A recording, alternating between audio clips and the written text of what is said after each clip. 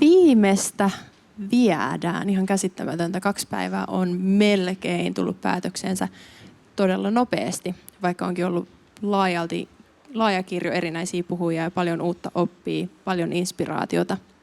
Mutta eletään vielä hetkessä, nautitaan päivän viimeisestä puheesta.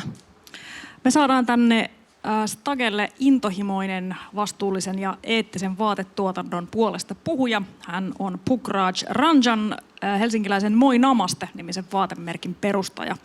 Ja Pukhrajilla on paljon asiaa, hänellä on myös muutama vieras täällä virtuaalisesti läsnä. Tällä Stagella saadaan vähän osaamista ja kuulumisia Intiasta ja taisi olla Amsterdamista toi toinen tyyppi, jonka kuulumiset saadaan Stagelle. Ihan mahtavaa. Mä oon ottanut tätä puheenvuoroa justiinsa aikaisemmin. Ollaan puhuttu siitä, että mitä sitten kestävä kehitys vaatii, mitä kestävä kulutus, jos semmoista edes voidaan sanoa, on olemassa. Niin muoti on yksi suuri aiheuttaja, päästöjen aiheuttaja, niin mielenkiinnolla kuulen, että miten sitten tällä alalla on päädytty luomaan uudenlaisia ratkaisuja.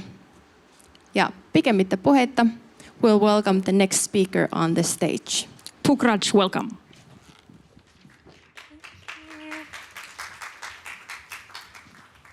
Good evening, everybody. My name is Pukhraj Ranjan.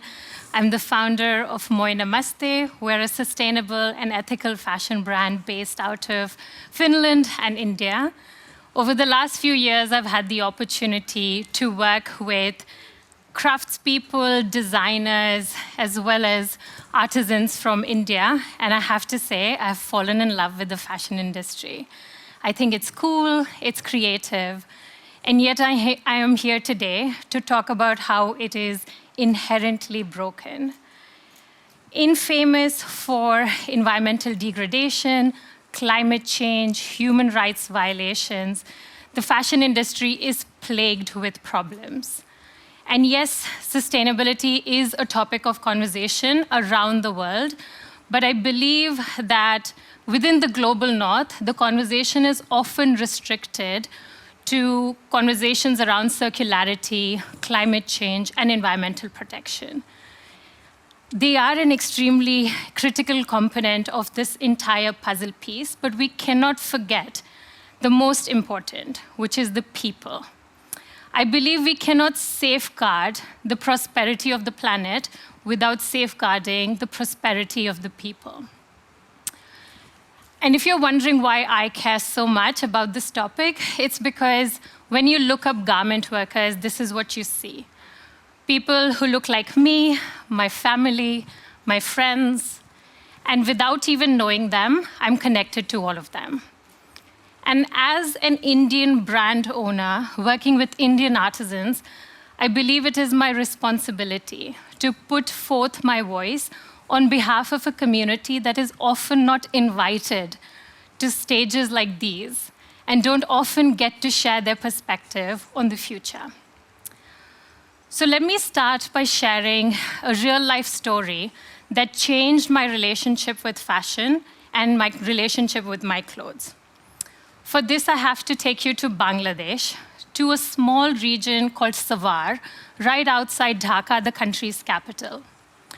80% of Bangladesh's export earnings comes from the garment industry, which means thousands and thousands of men and women have moved to this neighborhood in search of jobs, better life, better pay. In one of these buildings, an 8-story building, there are shops, a bank, and a garment factory. On 23rd April 2013, large structural cracks were found in this particular building, making it unsafe to use. The banks and the shops were immediately closed and people were asked to evacuate.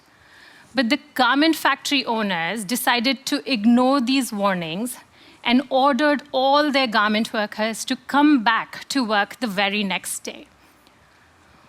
On 24th April 2013, work did start in this cracked Rana Plaza building, but soon enough, the building collapsed.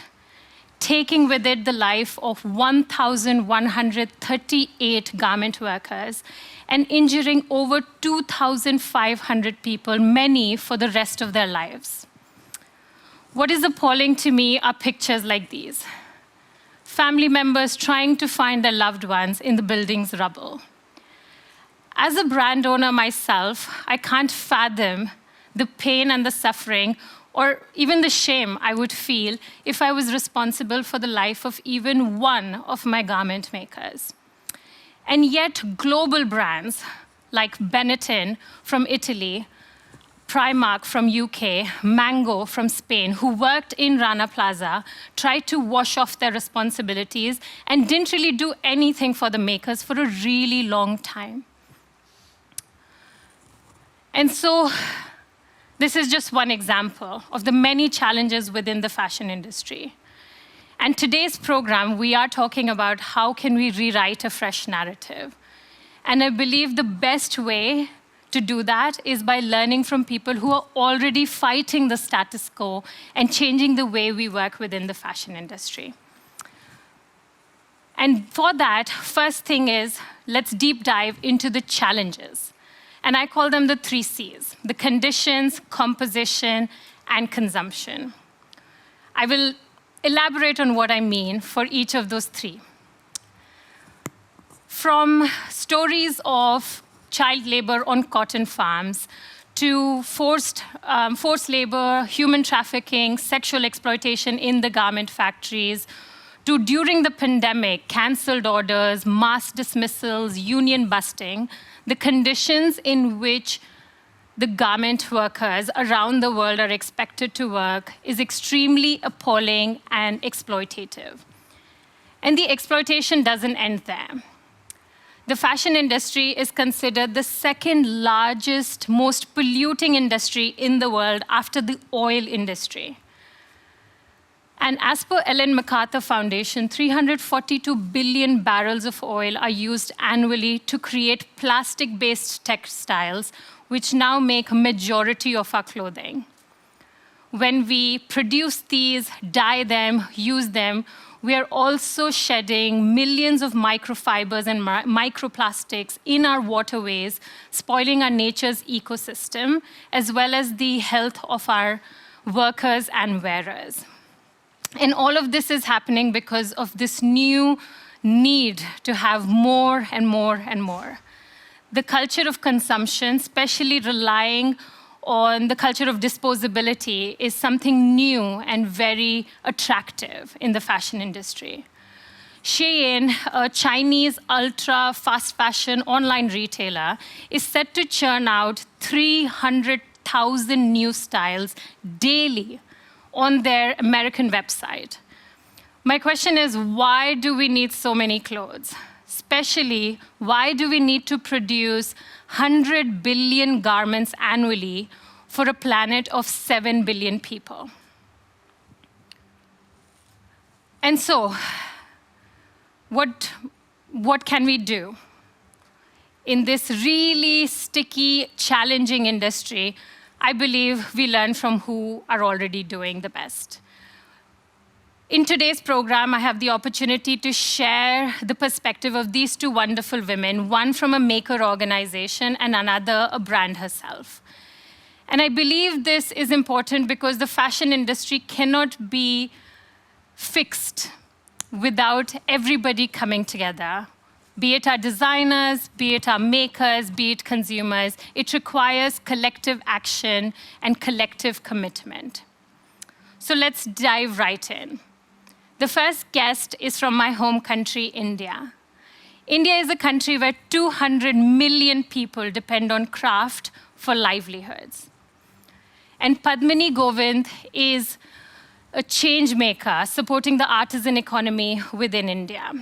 She runs Tharangini Studios out of Bangalore, which was established in 1977 by her mother.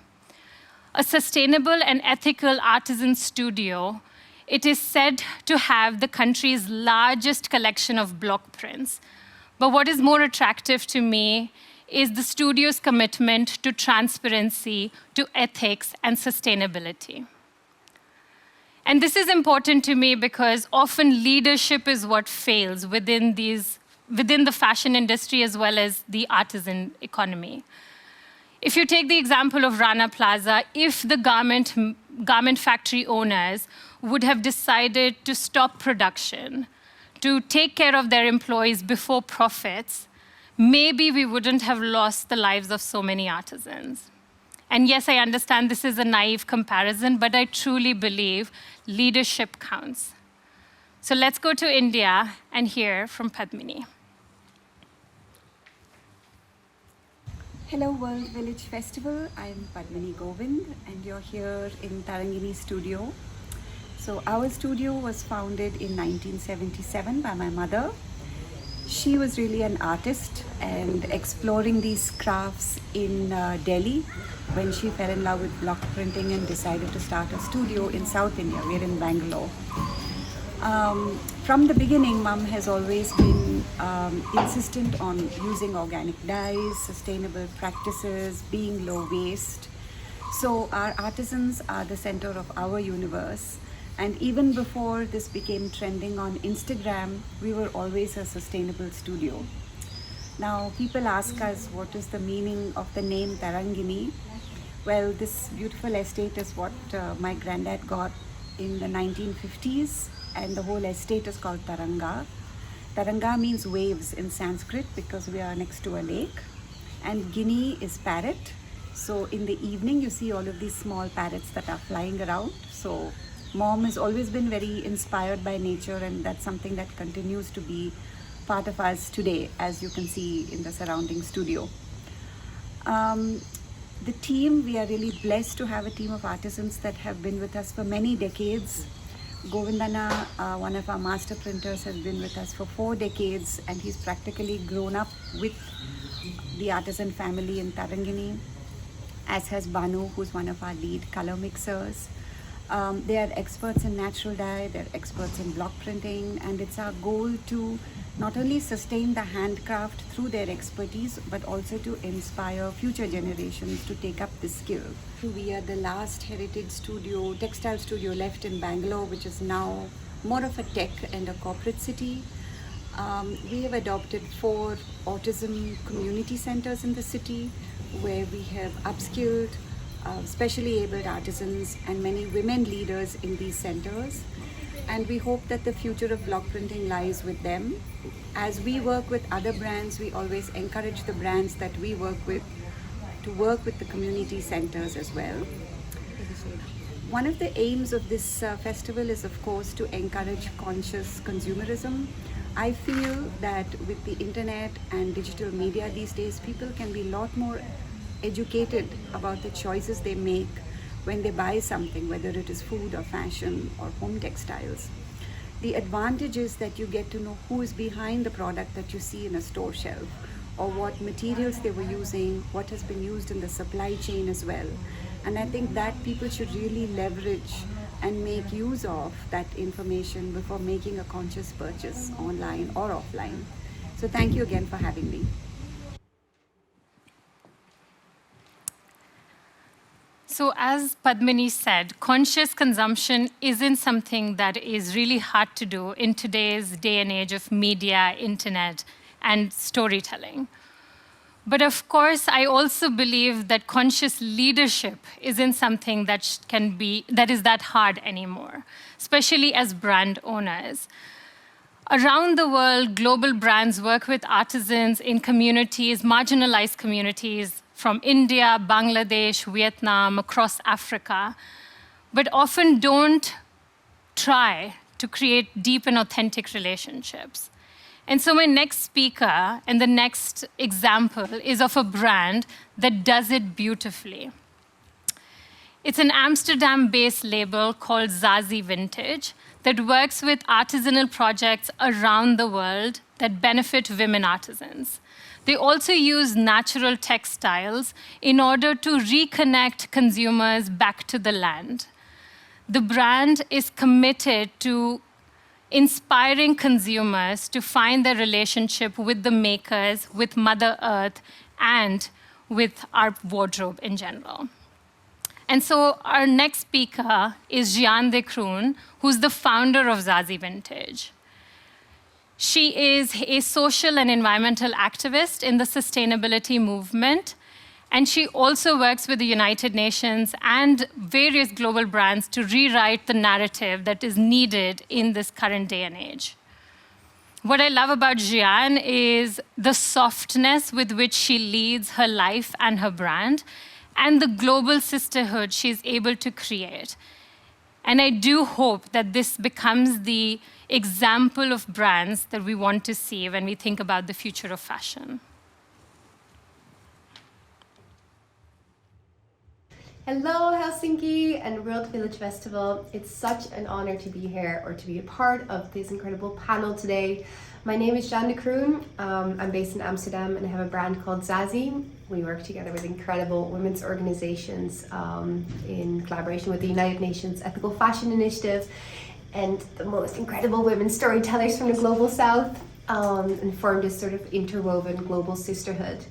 I think, what I really mostly want to give or contribute today to the conversation is to really look at sustainable fashion not as something that you can buy or that's something like a quick fix, to change something into a circular textile, but really completely take this as an opportunity to redefine our perception and our connection to the stories behind the clothing that we wear, the hands that, created and like stitched all the little threads together, that the mothers that breastfeed their babies on the same day that they bring your dress into existence, and the craft that they have safeguarded through their ancestral practices. There's so much enchantment that comes with learning more about the stories behind our clothing, and I hope that this connection can really bring us back to valuing the garment, the maker, and the nature. So as Jeanne said, the story of the fabric, the story of the maker, and us, the consumers, our clothing has the power to connect us all. And when I decided to start my own fashion brand called Moi Namaste, it was important for me to remember the learnings from change makers like Padmini and Jeanne. And through that, we decided to make a commitment to be both people and planet positive. What that means is that care is at the center of what we do. Care for the planet, from where we extract resources, care for the people who make our clothing, care for the future of this planet, especially for the youth to come, and for being active and passionate citizens. In practice, that means we do not create any new fabrics. We work with vintage materials, like vintage Indian saris, blankets, bed covers to make our clothing. We also employ craftspeople, traditional craftspeople, in order to support the craft communities of India. And finally, all the products are stitched and made in partnership with women organizations, women groups, and ethical businesses supporting women. And one such group is Mahashakti Seva Kendra, based out of Bhopal in central India. The center was established in 1992 after the infamous Bhopal gas leak, which is considered the second largest industrial disaster in the world after Chernobyl. The center was established to provide employment opportunities and safe training opportunities for women. Amuda, one of the women who is part of this center, is an incredible lady I've had the opportunity to meet. We love her so much that we have actually named our pouches after her. And today, I want to show and share her story because I believe that we cannot be talking about being people positive in the fashion industry without hearing what can happen if we commit to their growth and development. Over this video, I hope you get a chance to see not just her daily life, but be able to make comparisons and think about what her life looks like versus what a garment maker in an exploitative condition looks like.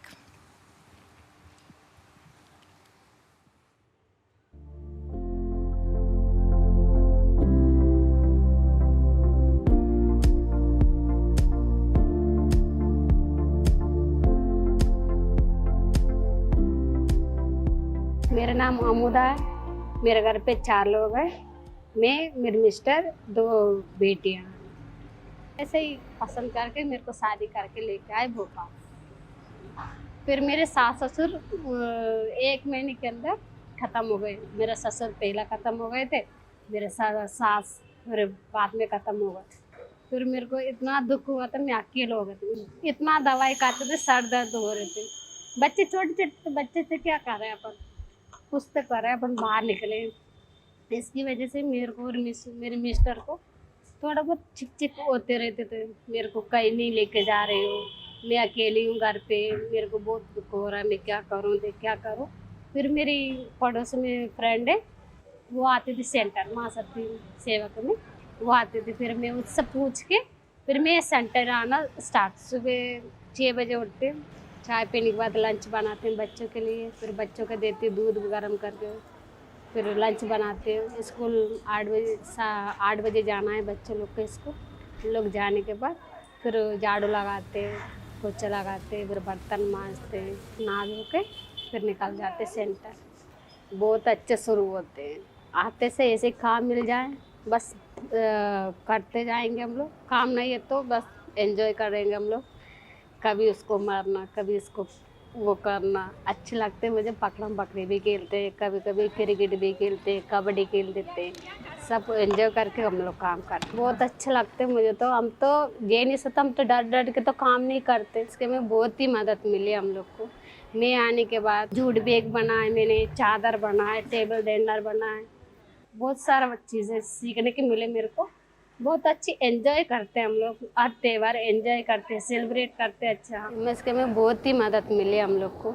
मैं आने के बाद थोड़ा बहुत मैं भी कमा रही हूँ। अभी मेरे बैंक में भी थोड़ा बहुत पैसे रह जाते हैं। अभी अर्जेंट मेरे मिस्टर भले कितने भी कमा ले, मगर अर्जेंट में मेरी पैसे उनका काम आते हैं। वो उनका बहुत उनके दोस्तों सभी बोल रहे हैं, मेरी बीबी बहुत एंड टाइम में बहुत मदद करते हैं मेरे लिए। थोड़ा अच्छा लगता है सुनते अभी मुझे।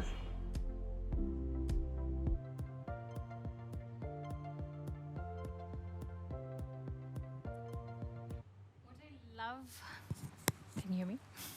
What I love about this video is the pride that Amuda feels now that she can support her husband financially. And let me tell you, this is not a story of an average garment worker who works 12 to 15 hours a day.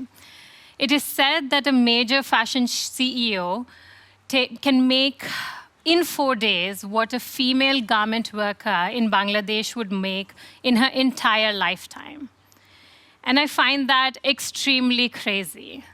Crazy that when we see a garment in our favorite fashion store, we don't think about the people anymore. We don't think about the fact that that piece of clothing most probably was made thousands of kilometers away, but we expect it to be a price of a kahvi and pulla.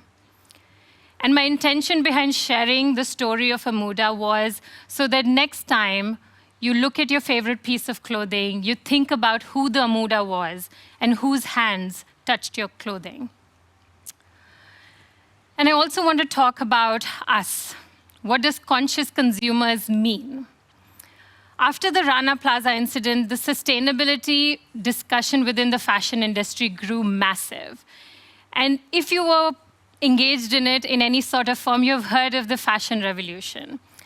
Billions of people around the world started asking questions like, who made my clothes? What's in my clothes? Who made my fabric? And the fashion industry was forced to respond. Manufacturers around the world started to make their working environments safer. They started to ensure that their artisans were being seen and heard. Designers and brands started to think about their social and environmental impact. And of course, us, the consumers, we started to think twice before we buy. And I'm sharing this because I want to reiterate that change within the fashion industry is actually within our control. Money is power in the fashion industry, and we are the ones spending our money.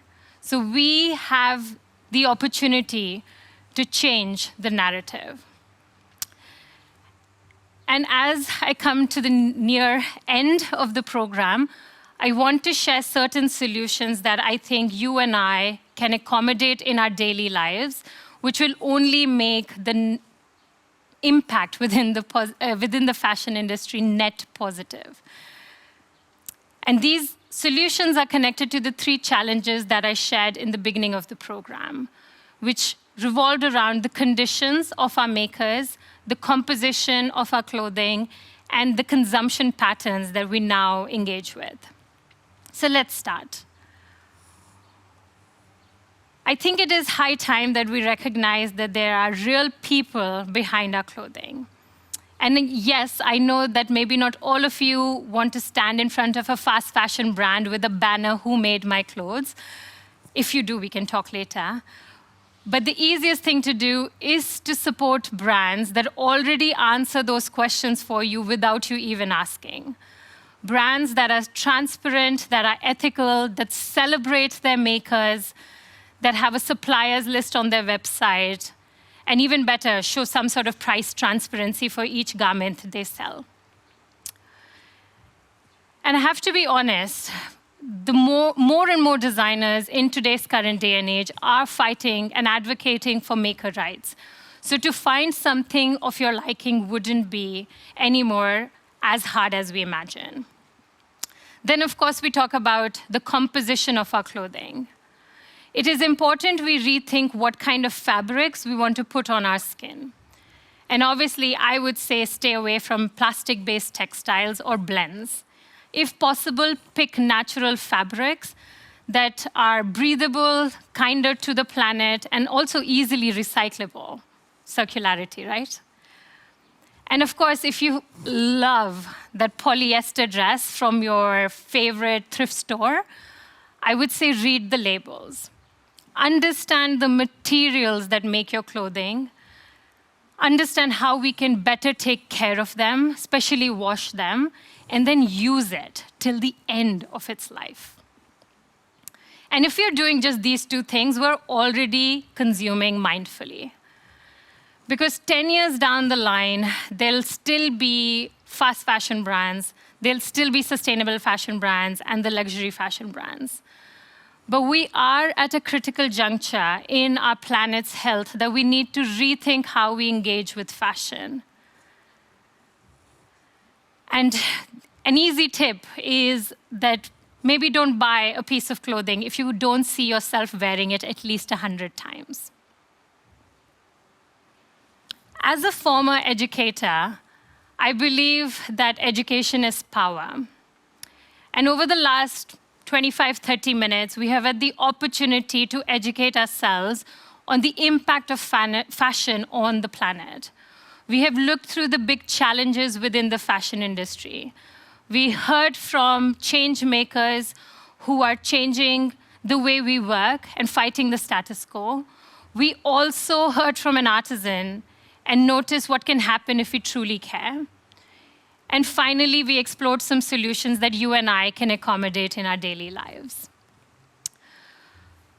So on behalf of Amuda, Padmini, Jeanne, and I just have one more thing to say. Fashion is a force. Let's make it a good one. Thank you.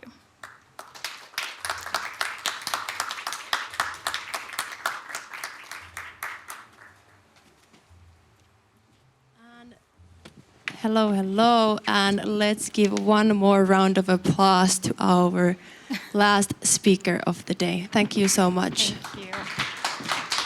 Thank you. Muutaman 2 päivän aikana me ollaan kuultu paljon hienoja esimerkkejä mahtavilta puhujilta, jotka tekee töitä ruohonjuuren tasolla kehittääkseen kestävämpää tulevaisuutta meille kaikille. Mutta mikä muutti mun käsityksen sit rohkeudesta oli Brené Brown. Mä koen, että ihmisinä meidän pitää olla rohkeampia kohtaamaan haavoittuvaisuus, olla haavoittuvaisempia.